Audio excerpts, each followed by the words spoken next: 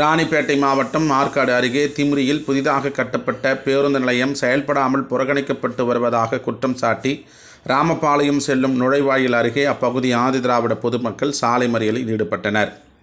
சாலை மறியலின் நோக்கமானது, புதிய பேருந்து நிலையம் கட்டமைப்பு முடிந்து செயல்பாட்டிற்கு வந்த நிலையில் அப்பகுதி ஆதிதிராவிட சமூகத்தினர் வசிப்பதால் அதனை காரணம் கொண்டு மாற்று சமூகத்தினர் பேருந்து நிலையத்திற்கு வருவதில்லை என்பதாலும் பேருந்துகள் பேருந்து நிலையத்துக்குள் நிறுத்தப்படாமல் அடக்குமுறை செய்வதாக அப்பகுதி மக்கள் குற்றம் சாட்டினர்.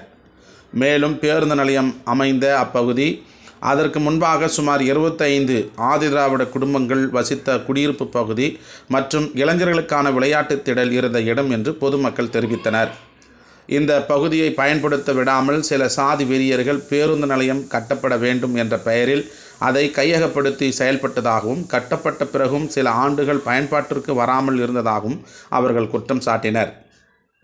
சமீப நாட்களாக பேருந்து நிலையத்துக்குள் வராமல் பஜார் வீதி மற்றும் குருமண்டபம் பகுதிகளில் மட்டுமே பஸ்ஸுகளை நிறுத்தி பயணிகள் ஏற இறங்க செய்வதால் பேருந்து நிலையம் பெயருக்கு மட்டுமே பயன்படுத்தப்படுவதாகவும் மக்கள் கண்டனம் தெரிவித்தனர்.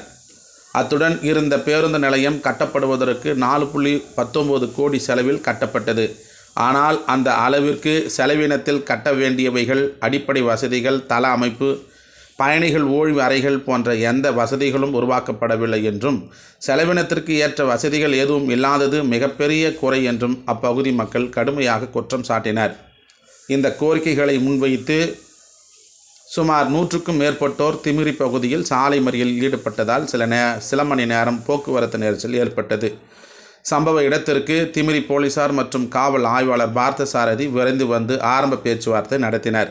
பின்னர் ஆற்காடு தாசில்தார் மகாலட்சுமி, மோட்டார் வாகன ஆய்வாளர் செங்குட்டுவேல் உள்ளிட்ட அதிகாரிகள் பொதுமக்களுடன் ஆலோசனை நடத்தி பேச்சுவார்த்தையின் போது பஜார் வீதியில் பேருந்துகள் நிறுத்தக்கூடாது, குருமண்டபம் பகுதியில் குறிப்பிட்ட நேரங்களில் மட்டுமே பேருந்து நிறுத்த வேண்டும், எல்லா பேருந்துகளும் கட்டாயம் பேருந்து நிலையத்துக்குள் நுழைந்து நிறுத்தப்பட வேண்டும் என்ற முடிவுகள் எடுக்கப்பட்டன. அதிகாரிகள் வழங்கிய உறுதிமொழியின் அடிப்படையில் பொதுமக்கள் தற்காலிகமாக சாலை மறியலை கைவிட்டனர்.